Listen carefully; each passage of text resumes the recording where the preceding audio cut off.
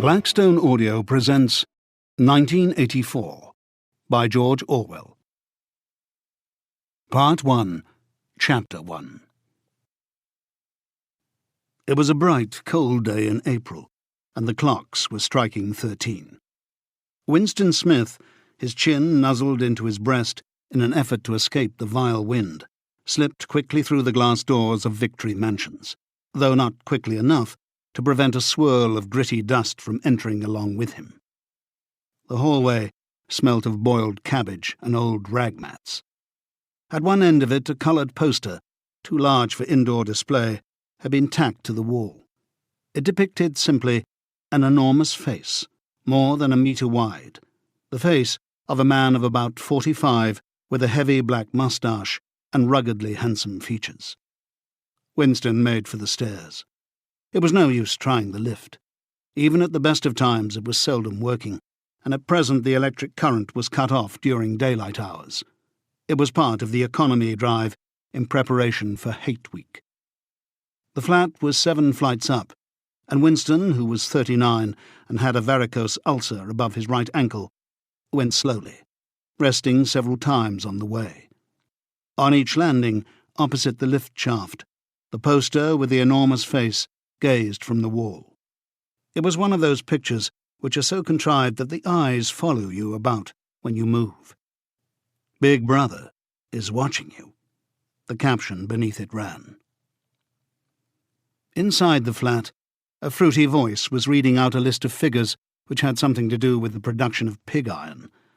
The voice came from an oblong metal plaque, like a dulled mirror, which formed part of the surface of the right-hand wall. Winston turned a switch, and the voice sank somewhat, though the words were still distinguishable. The instrument, the telescreen it was called, could be dimmed, but there was no way of shutting it off completely. He moved over to the window, a smallish, frail figure, the meagreness of his body merely emphasized by the blue overalls which were the uniform of the party. His hair was very fair, his face naturally sanguine, his skin roughened by coarse soap and blunt razor blades, and the cold of the winter that had just ended. Outside, even through the shut window pane, the world looked cold. Down in the street, little eddies of wind were whirling dust and torn paper into spirals, and though the sun was shining and the sky a harsh blue, there seemed to be no colour in anything, except the posters that were plastered everywhere.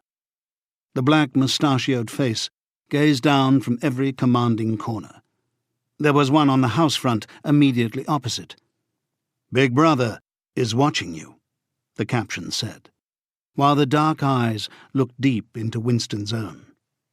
Down at street level, another poster, torn at one corner, flapped fitfully in the wind, alternately covering and uncovering the single word, Ingsoc.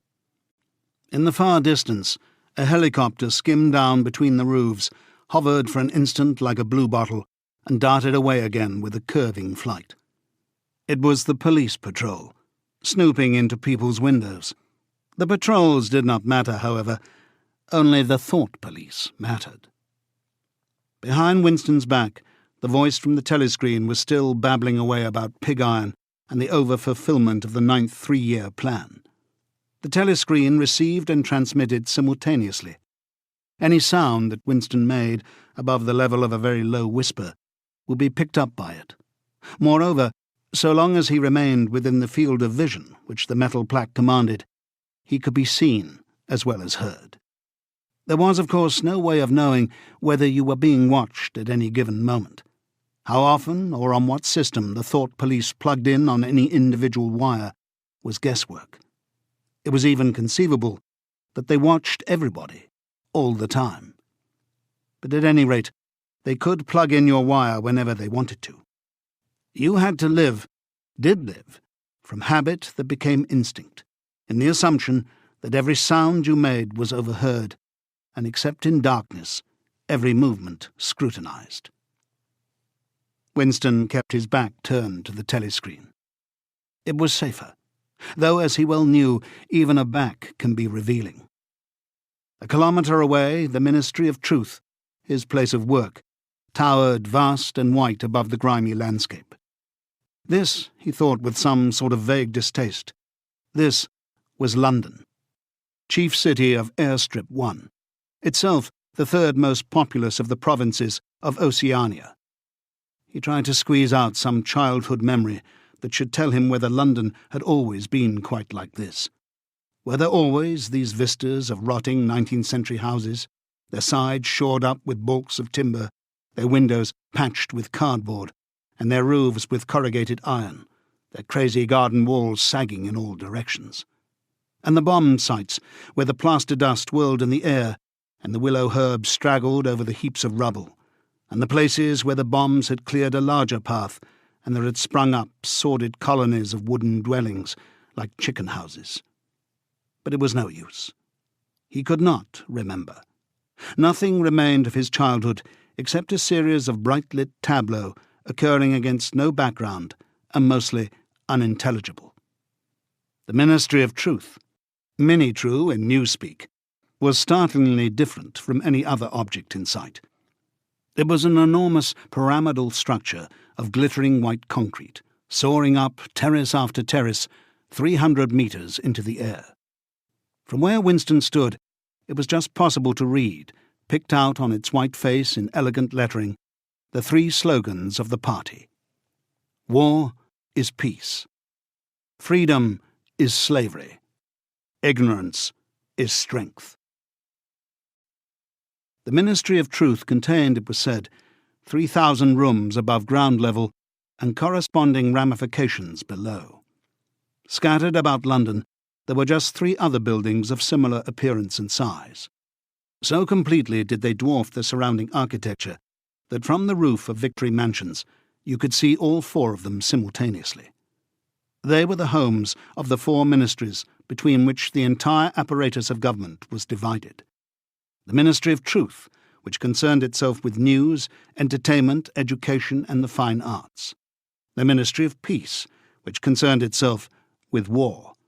The Ministry of Love, which maintained law and order, and the Ministry of Plenty, which was responsible for economic affairs.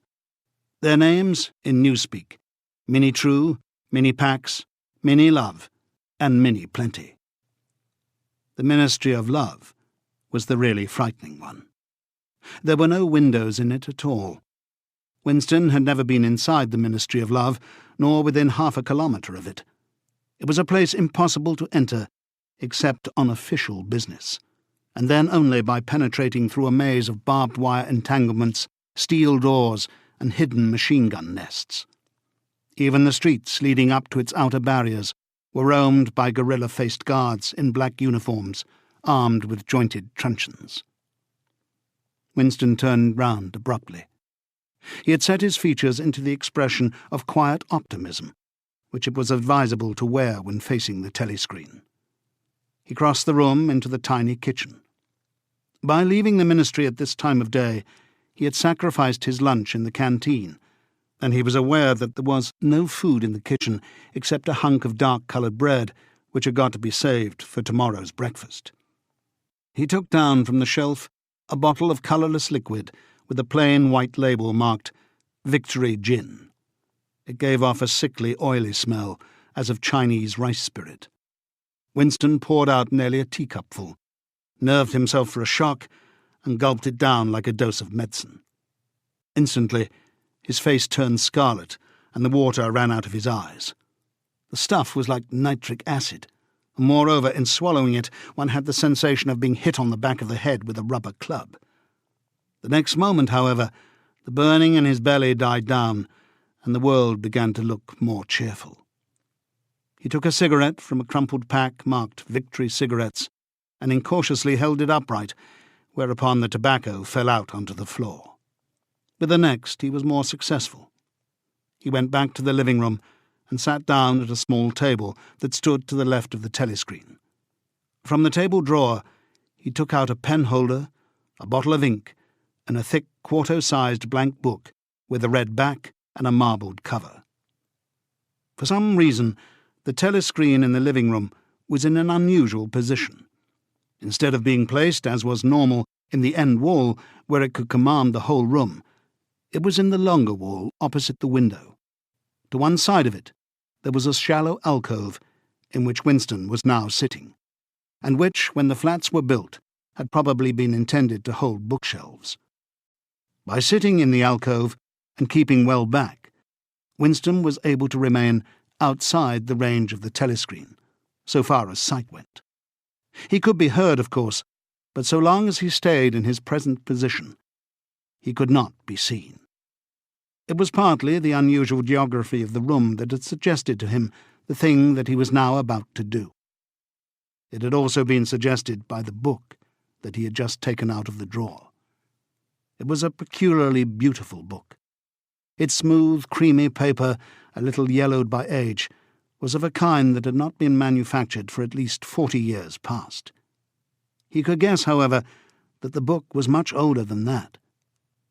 He had seen it lying in the window of a frowsy little junk shop in a slummy quarter of the town, just what quarter he did not now remember, and had been stricken immediately by an overwhelming desire to possess it. Party members were supposed not to go into ordinary shops. Dealing on the free market, it was called. But the rule was not strictly kept, because there were various things such as shoelaces and razor blades which it was impossible to get hold of in any other way. He had given a quick glance up and down the street, and then had slipped inside and bought the book for $2.50. At the time, he was not conscious of wanting it for any particular purpose. He had carried it guiltily home in his briefcase. Even with nothing written in it, it was a compromising possession. The thing that he was about to do was to open a diary. This was not illegal. Nothing was illegal, since there were no longer any laws. But if detected, it was reasonably certain that it would be punished by death, or at least by 25 years in a forced labour camp. Winston fitted a nib into the penholder and sucked it to get the grease off. The pen was an archaic instrument, seldom used even for signatures, and he had procured one furtively, and with some difficulty, simply because of a feeling that the beautiful creamy paper deserved to be written on with a real nib, instead of being scratched with an ink pencil. Actually, he was not used to writing by hand. Apart from very short notes, it was usual to dictate everything into the speakwrite, which was, of course, impossible for his present purpose.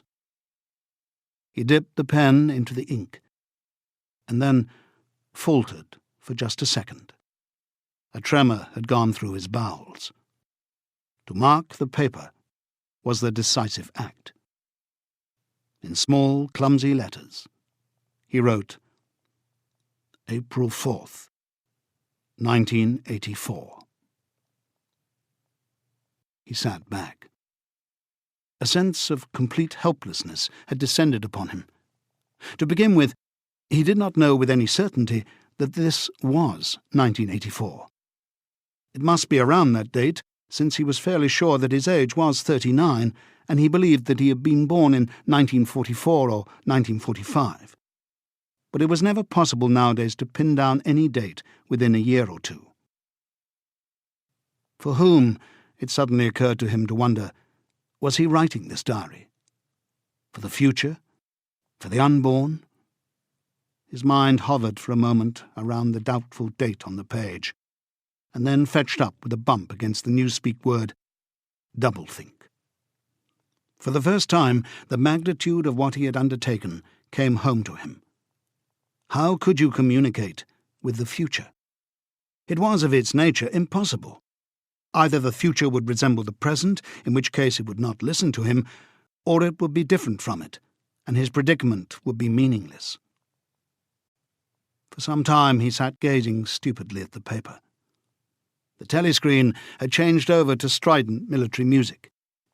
It was curious that he seemed not merely to have lost the power of expressing himself, but even to have forgotten what it was that he had originally intended to say. For weeks past, he had been making ready for this moment, and it had never crossed his mind that anything would be needed except courage. The actual writing would be easy. All he had to do was to transfer to paper the interminable restless monologue that had been running inside his head literally for years. At this moment, however, even the monologue had dried up. Moreover, his varicose ulcer had begun itching unbearably. He dared not scratch it because if he did so, it always became inflamed. The seconds were ticking by.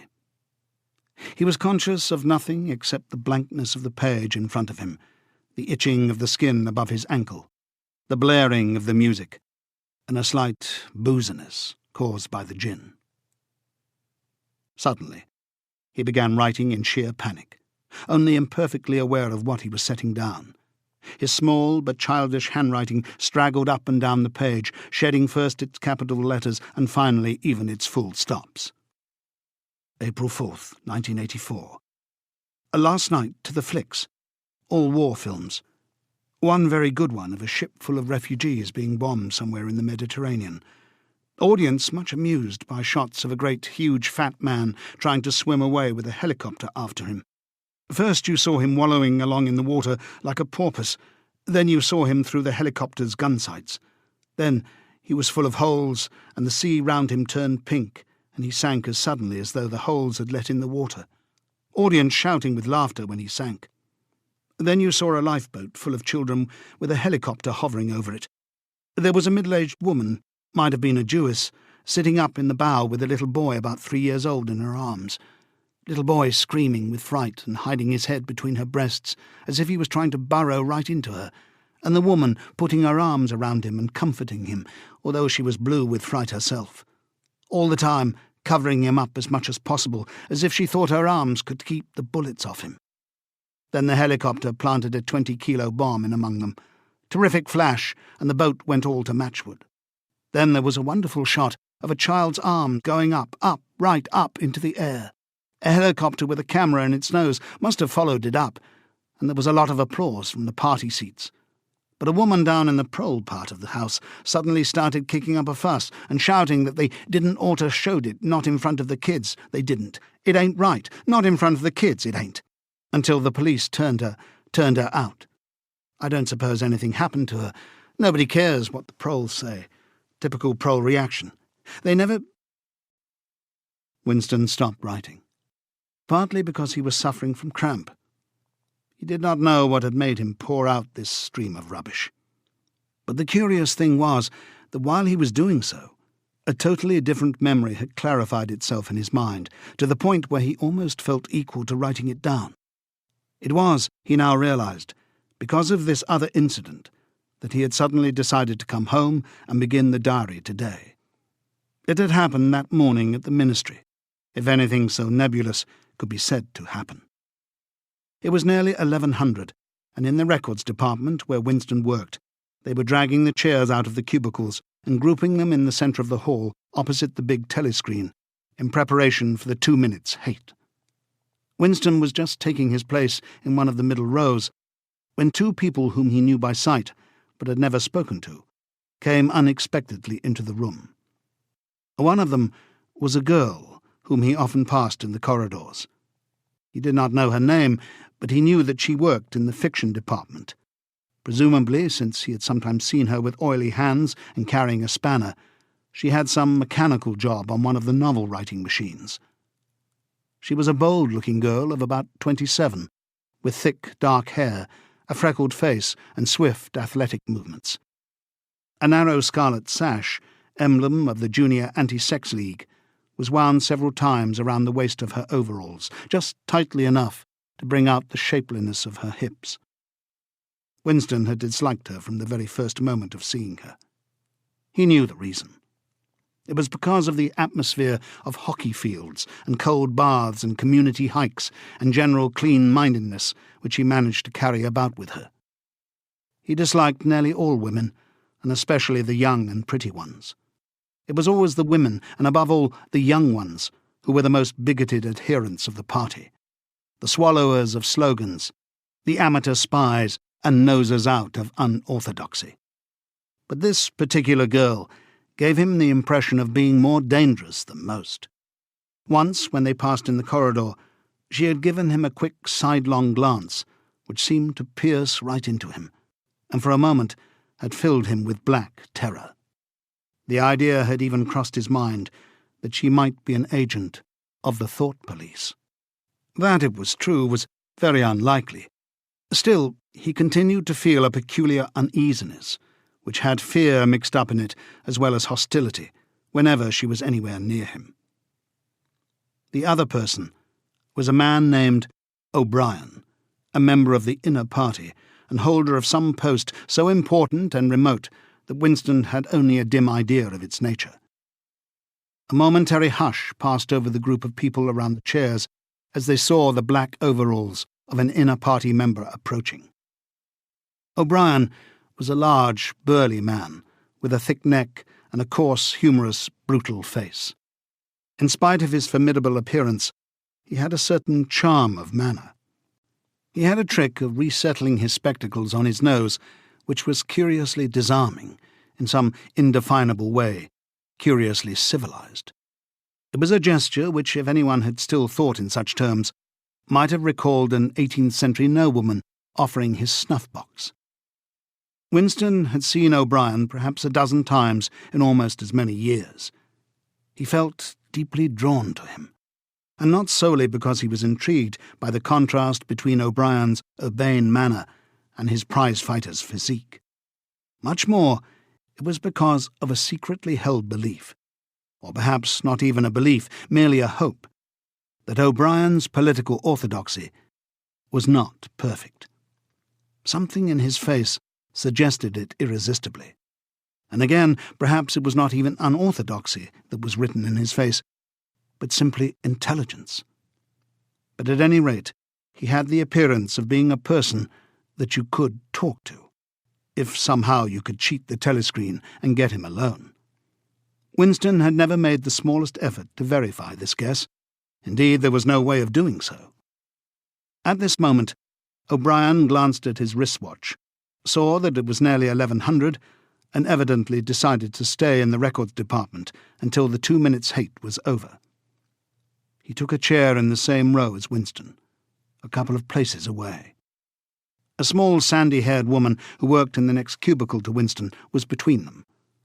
The girl with dark hair was sitting immediately behind. The next moment, a hideous, grinding screech, as of some monstrous machine running without oil, burst from the big telescreen at the end of the room. It was a noise that set one's teeth on edge and bristled the hair on the back of one's neck. The hate had started. As usual, the face of Emmanuel Goldstein, the enemy of the people, had flashed onto the screen. There were hisses here and there among the audience. The little sandy-haired woman gave a squeak of mingled fear and disgust. Goldstein was the renegade and backslider who once, long ago, how long ago nobody quite remembered, had been one of the leading figures of the party, almost on a level with Big Brother himself, and then had engaged in counter-revolutionary activities, had been condemned to death, and had mysteriously escaped and disappeared. The programme of the 2 minutes' hate varied from day to day, but there was none in which Goldstein was not the principal figure. He was the primal traitor, the earliest defiler of the party's purity. All subsequent crimes against the party, all treacheries, acts of sabotage, heresies, deviations, sprang directly out of his teaching. Somewhere or other, he was still alive and hatching his conspiracies. Perhaps somewhere beyond the sea, under the protection of his foreign paymasters. Perhaps even, so it was occasionally rumoured, in some hiding place in Oceania itself. Winston's diaphragm was constricted. He could never see the face of Goldstein without a painful mixture of emotions. It was a lean, Jewish face, with a great fuzzy aureole of white hair and a small goatee beard. A clever face, and yet somehow inherently despicable, with a kind of senile silliness in the long, thin nose near the end of which a pair of spectacles was perched. It resembled the face of a sheep, and the voice, too, had a sheep-like quality. Goldstein was delivering his usual venomous attack upon the doctrines of the party, an attack so exaggerated and perverse that a child should have been able to see through it, and yet just plausible enough to fill one with an alarmed feeling that other people, less level-headed than oneself, might be taken in by it. He was abusing Big Brother. He was denouncing the dictatorship of the party. He was demanding the immediate conclusion of peace with Eurasia. He was advocating freedom of speech, freedom of the press, freedom of assembly, freedom of thought. He was crying hysterically that the revolution had been betrayed, and all this in rapid polysyllabic speech which was a sort of parody of the habitual style of the orators of the party, and even contained newspeak words, more newspeak words indeed than any party member would normally use in real life. And all the while, lest one should be in any doubt as to the reality which Goldstein's specious claptrap covered, behind his head on the telescreen there marched the endless columns of the Eurasian army, row after row of solid-looking men with expressionless Asiatic faces who swam up to the surface of the screen and vanished, to be replaced by others exactly similar. The dull, rhythmic tramp of the soldiers' boots formed the background to Goldstein's bleating voice. Before the hate had proceeded for 30 seconds, uncontrollable exclamations of rage were breaking out from half the people in the room. The self-satisfied, sheep-like face on the screen and the terrifying power of the Eurasian army behind it were too much to be borne. Besides, the sight or even the thought of Goldstein produced fear and anger automatically. He was an object of hatred more constant than either Eurasia or East Asia, since when Oceania was at war with one of these powers, it was generally at peace with the other. But what was strange was that although Goldstein was hated and despised by everybody, although every day and 1,000 times a day, on platforms, on the telescreen, in newspapers, in books, his theories were refuted, smashed, ridiculed, held up to the general gaze for the pitiful rubbish they were, in spite of all this, his influence never seemed to grow less. Always there were fresh dupes waiting to be seduced by him. A day never passed when spies and saboteurs acting under his directions were not unmasked by the thought police. He was the commander of a vast shadowy army, an underground network of conspirators dedicated to the overthrow of the state. The Brotherhood, its name was supposed to be. There were also whispered stories of a terrible book, a compendium of all the heresies of which Goldstein was the author and which circulated clandestinely here and there. It was a book without a title. People referred to it, if at all, simply as the book. But one knew of such things only through vague rumours. Neither the Brotherhood nor the book was a subject that any ordinary party member would mention if there was a way of avoiding it. In its second minute, the hate rose to a frenzy. People were leaping up and down in their places and shouting at the tops of their voices in an effort to drown the maddening, bleating voice that came from the screen. The little sandy-haired woman had turned bright pink, and her mouth was opening and shutting like that of a landed fish. Even O'Brien's heavy face was flushed. He was sitting very straight in his chair, his powerful chest swelling and quivering as though he were standing up to the assault of a wave. The dark-haired girl behind Winston had begun crying out, "Swine! Swine! Swine!" And suddenly she picked up a heavy Newspeak dictionary and flung it at the screen. It struck Goldstein's nose and bounced off. The voice continued inexorably. In a lucid moment, Winston found that he was shouting with the others and kicking his heel violently against the rung of his chair. The horrible thing about the 2 minutes' hate was not that one was obliged to act a part, but that it was impossible to avoid joining in. Within 30 seconds any pretense was always unnecessary. A hideous ecstasy of fear and vindictiveness, a desire to kill, to torture, to smash faces in with a sledgehammer, seemed to flow through the whole group of people like an electric current, turning one even against one's will into a grimacing, screaming lunatic. And yet the rage that one felt was an abstract, undirected emotion which could be switched from one object to another like the flame of a blow-lamp. Thus, at one moment, Winston's hatred was not turned against Goldstein at all, but on the contrary, against Big Brother, the party, and the thought police. And at such moments, his heart went out to the lonely, derided heretic on the screen, sole guardian of truth and sanity in a world of lies. And yet, the very next instant, he was at one with the people about him, and all that was said of Goldstein seemed to him to be true. At those moments, his secret loathing of Big Brother changed into adoration, and Big Brother seemed to tower up an invincible, fearless protector, standing like a rock against the hordes of Asia. And Goldstein, in spite of his isolation, his helplessness, and the doubt that hung about his very existence, seemed like some sinister enchanter, capable by the mere power of his voice of wrecking the structure of civilization. It was even possible at moments to switch one's hatred this way or that by a voluntary act. Suddenly, by the sort of violent effort with which one wrenches one's head away from the pillow in a nightmare, Winston succeeded in transferring his hatred from the face on the screen to the dark-haired girl behind him. Vivid, beautiful hallucinations flashed through his mind.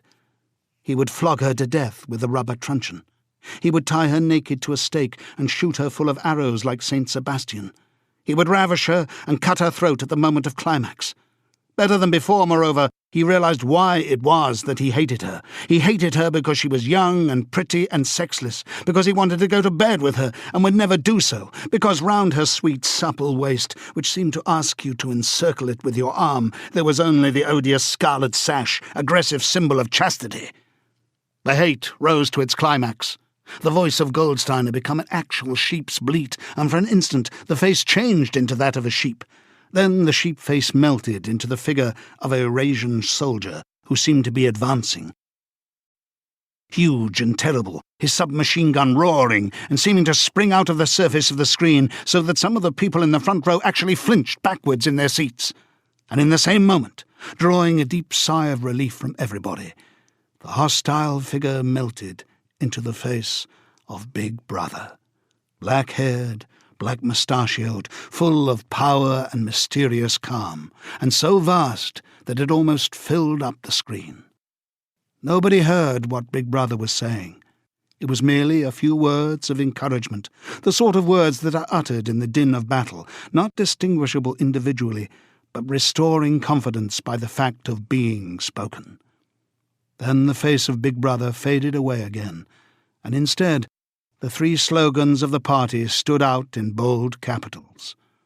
War is peace. Freedom is slavery. Ignorance is strength. But the face of Big Brother seemed to persist for several seconds on the screen, as though the impact that it had made on everyone's eyeballs were too vivid to wear off immediately. The little sandy-haired woman had flung herself forward over the back of the chair in front of her. With a tremulous murmur that sounded like, "My saviour," she extended her arms toward the screen. Then she buried her face in her hands. It was apparent that she was uttering a prayer. At this moment, the entire group of people broke into a deep, slow, rhythmical chant of B, B, B, B, B, B, over and over again, very slowly, with a long pause between the first B and the second, a heavy, murmurous sound, somehow curiously savage, in the background of which one seemed to hear the stamp of naked feet and the throbbing of tom-toms. For perhaps as much as 30 seconds they kept it up. It was a refrain that was often heard in the moments of overwhelming emotion. Partly it was a sort of hymn to the wisdom and majesty of Big Brother. But still more, it was an act of self-hypnosis, a deliberate drowning of consciousness by means of rhythmic noise. Winston's entrails seemed to grow cold.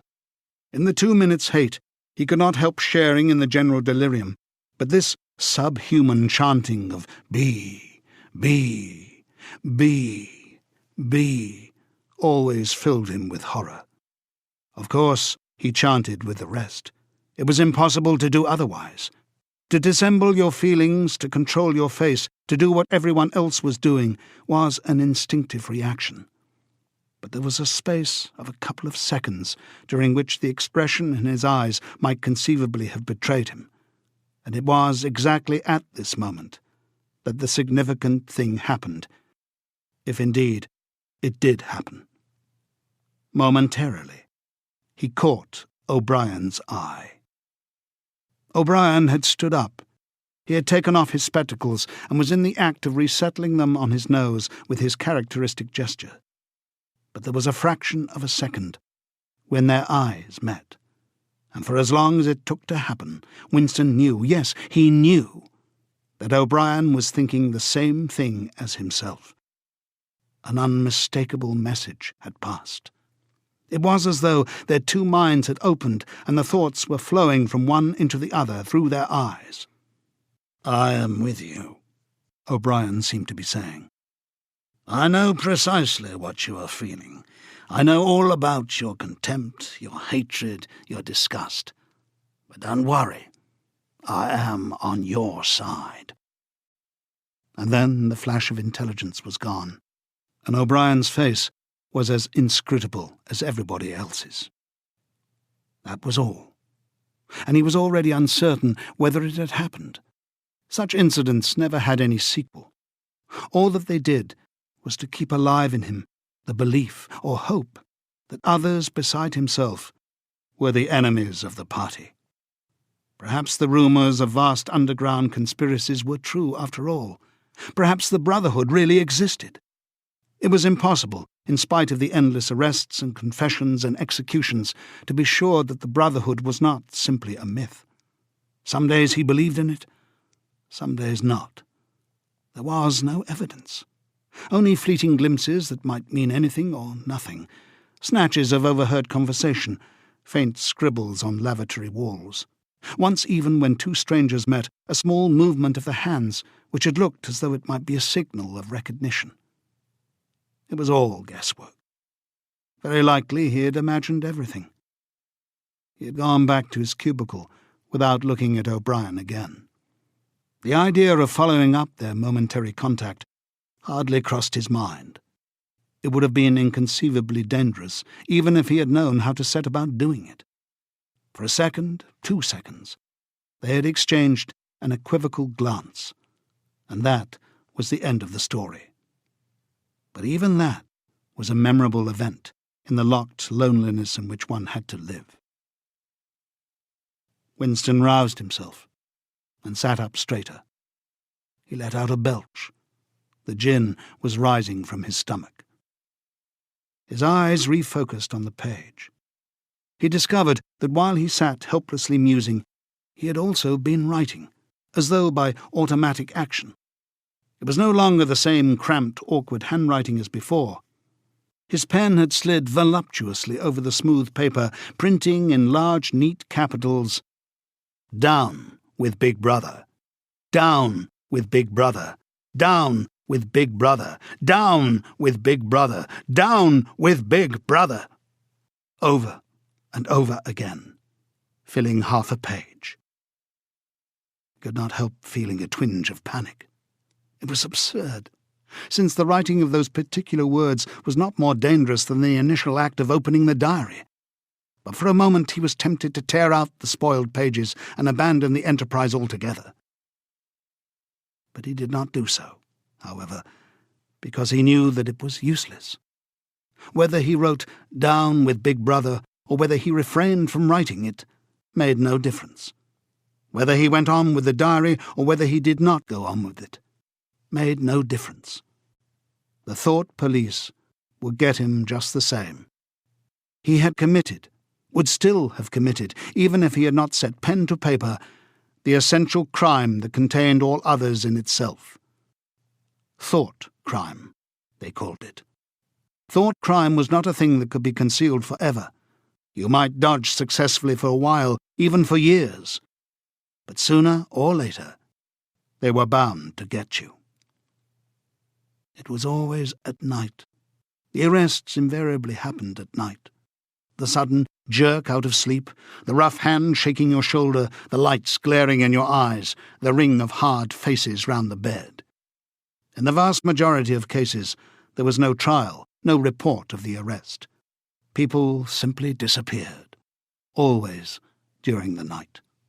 Your name was removed from the registers. Every record of everything you had ever done was wiped out. Your one-time existence was denied and then forgotten. You were abolished, annihilated. Vaporized was the usual word. For a moment he was seized by a kind of hysteria.